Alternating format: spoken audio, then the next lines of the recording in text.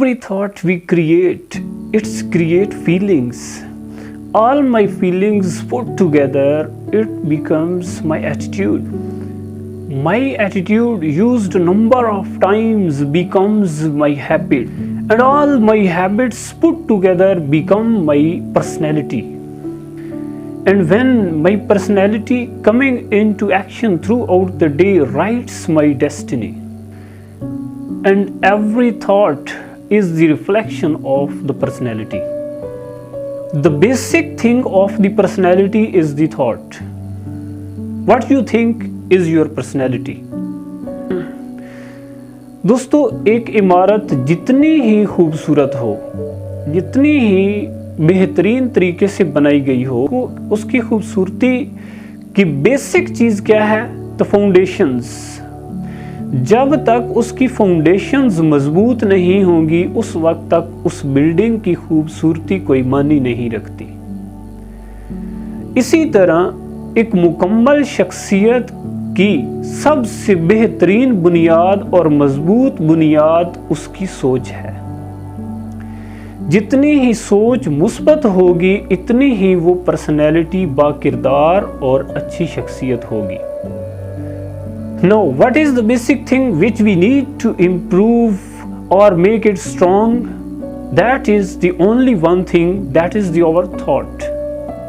जब तक हमारी सोच मजबूत नहीं होगी, पुख्ता नहीं होगी, उस वक्त तक हम अपने आप को एक मुकम्मल बाकिरदार शख्स नहीं कह सकते, क्योंकि वही हमारी मुस्बत सोच ही है जिसके बलबूते पर हम अपनी मंजिल तय कर सकते हैं।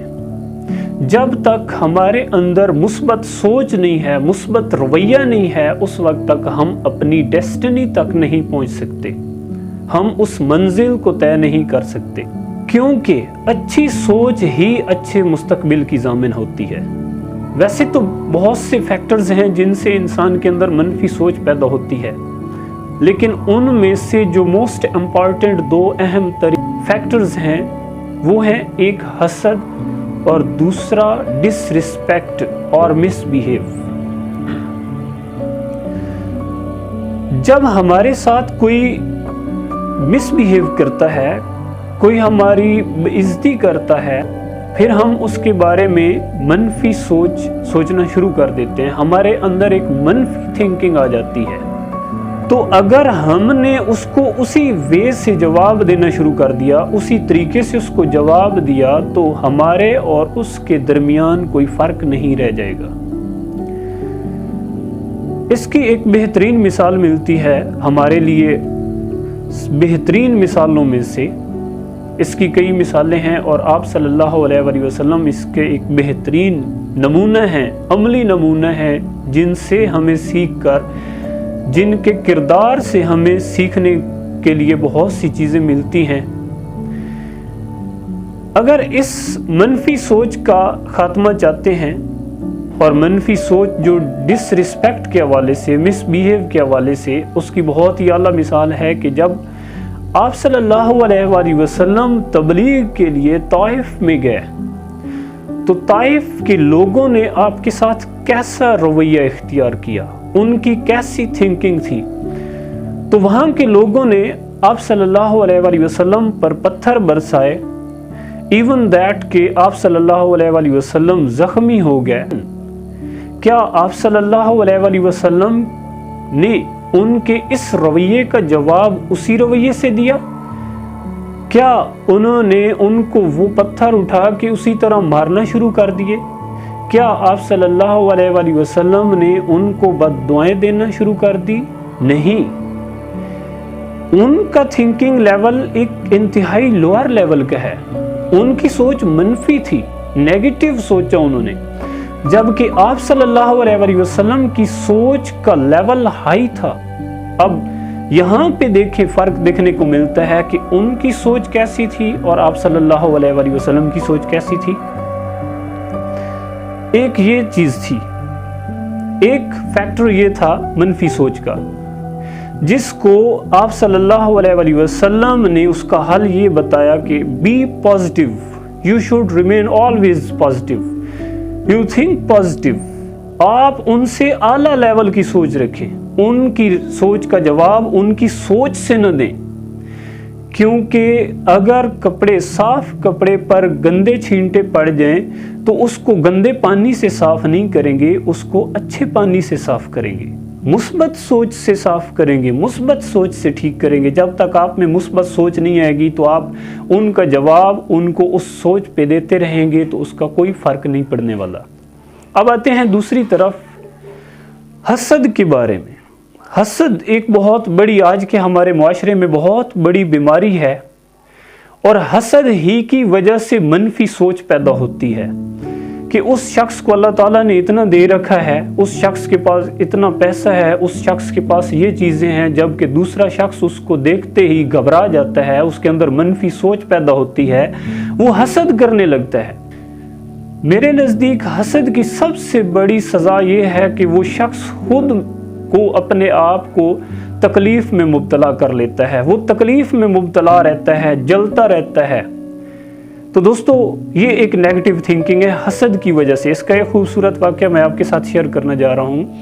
ایک دفعہ آپ صلی اللہ علیہ وسلم مسجد نبوی میں تشریف فرما تھے اور بہت سے صحابہ کرام وہاں موجود تھے، تو ان میں سے ایک واقعہ ریلیٹ کرتا ہے حضرت عبداللہ بن عمرو بن عاص رضی اللہ تعالی عنہ سے۔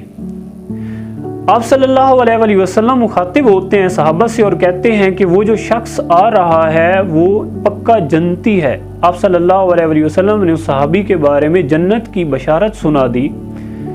تو حضرت عبداللہ بن عمرو بن عاص رضی اللہ تعالی عنہ کہنے لگے کہ یہ کیسا پکا جنتی ہے، یہ کیسے پکا جنتی ہے؟ تو بہت حیرانی ہوئی صحابہ کرام کو۔ تو حضرت عبداللہ بن عمر بن عاص رضی اللہ تعالی عنہ اس شخص کے قریب ہوئے، اسے دیکھنے لگے۔ جب اس شخص نے نماز ادا کر لی مسجد نبوی میں، وہ گھر جانے لگا تو حضرت عبداللہ بن عمر بن عاص رضی اللہ تعالی عنہ اس کے پیچھے چلے گئے اور اس سے گزارش کی، درخواست کی کہ میں 2-3 دن آپ کے گھر قیام کرنا چاہتا ہوں، آپ کا مہمان بننا چاہتا ہوں۔ تو آپ نے اسے اجازت دے دی کہ کہا ٹھیک ہے۔ اب حضرت عبداللہ بن عمر بن عاص رضی اللہ تعالیٰ عنہ یہ دیکھنا چاہتے تھے کہ وہ کون سا ایسا عمل ہے جو یہ شخص کرتا ہے اور جس کی بشارت آپ صلی اللہ علیہ وسلم نے سنا دی کہ یہ پکا جنتی ہے۔ تو وہ اس کے گھر گئے، وہاں کھانا کھایا، سو گئے۔ تو جب وہ صحابی سو گئے تو حضرت عمر بن عبداللہ بن عاص رضی اللہ تعالیٰ عنہ ساری رات جاگتے رہے کہ یہ رات کے کون سے لمحے میں کون سا ایسا عمل کرتا ہے جس کی وجہ سے اسے جنت کی بشارت سنائی گئی ہے۔ تو اس شخص نے ساری رات سو کر گزار دی، ایون کہ اس نے تہجد کی نماز بھی نہیں پڑھی اور فجر کے وقت اٹھا اور فجر کی نماز پڑھی۔ پھر اسی طرح دن میں حضرت عبداللہ بن عمر بن عاص رضی اللہ تعالیٰ عنہ اس کے ساتھ رہے اور اس کے سارے عمل دیکھتے رہے کہ یہ کون سا ایسا عمل کرتا ہے جس کی وجہ سے اسے جنت کی بشارت سنائی گئی۔ تو انہوں نے سوائے واجبات اور اپنے فرائض ادا کرنے کے علاوہ کوئی ایسا ایکسٹرا آرڈنری عمل نہیں کیا۔ تو حضرت عبداللہ بن عمر بن عاص رضی اللہ تعالیٰ عنہ نے اس شخص سے سوال کیا کہ آپ سوائے نماز کے اپنے واجبات اور فرائض کے ایسا عمل تو نہیں کرتے کہ آپ صلی اللہ علیہ وسلم نے آپ کو جنت کی بشارت سنا دی؟ تو انہوں نے کہا کہ میں کسی کے بارے میں حسد نہیں رکھتا، دل میں کسی کے بارے میں کبھی میں نے منفی سوچ نہیں رکھی۔ اس مثبت سوچ ہونے کی بنا پر ہو سکتا ہے کہ مجھے جنت کی بشارت سنائی گئی ہو۔ تو یہ کتنا خوبصورت واقعہ ہے کہ ایک صحابہ کرام میں سے بھی یہ حسد سے منع کیا گیا ہے۔ حسد ہمیشہ منفی سوچ پیدا کرتا ہے۔ تو دوستو کوشش کریں کہ حسد جو ہے اس سے جتنا کتنا ہو سکے بچیں۔ اب یہ دو ایک الگ الگ ویز تھے، ایک الگ الگ ڈائریکشنز تھی، ہمارے اندر نیگیٹیوٹی پیدا کرتے ہیں، ایک منفی سوچ پیدا کرتے ہیں، اور ہم کس طریقے سے اپنے آپ کو مثبت تھنکنگ، مثبت سوچ رکھ کر ایک بہتر انداز سے چل سکتے ہیں۔ دوستو کوشش کیا کریں کہ اللہ کی رضا کی خاطر چھوڑ دیا کریں سب کچھ، صرف یہ ذہن میں امیجن کر کے اوپر دیکھ لیا کریں کہ اللہ دیکھ رہا ہے اور اللہ کی رضا کی خاطر میں اسے چھوڑ دیتا ہوں۔ میں اس کو کچھ برا بلا نہیں کہتا. اگر آپ کے ساتھ کوئی مس بیہیو کر بھی لیتا ہے تو اللہ کی رضا کی خاطر اس سے کنارہ کر لیں, اس سے راضی ہو جائیں, آپ کے دل کا بوجھ ہلکا ہو جائے گا. آپ کبھی منفی نہیں سوچیں گے اس کے بارے میں, کیونکہ منفی سوچ سوائے اور کچھ نہیں کرنے کے آپ کی انرجی کو, آپ کوئی تکلیف کو بڑھاتی ہے, آپ کی انرجی کو ختم کر دیتی ہے, آپ کی پریشانی ڈپریشن آپ کی بڑھا دیتی ہے. اور اینڈ میں ایک خوبصورت سی کوٹیشن ہے, being human is given but keeping our humanity is a choice. Being human is given, but keeping our humanity is a choice. Thank you for watching.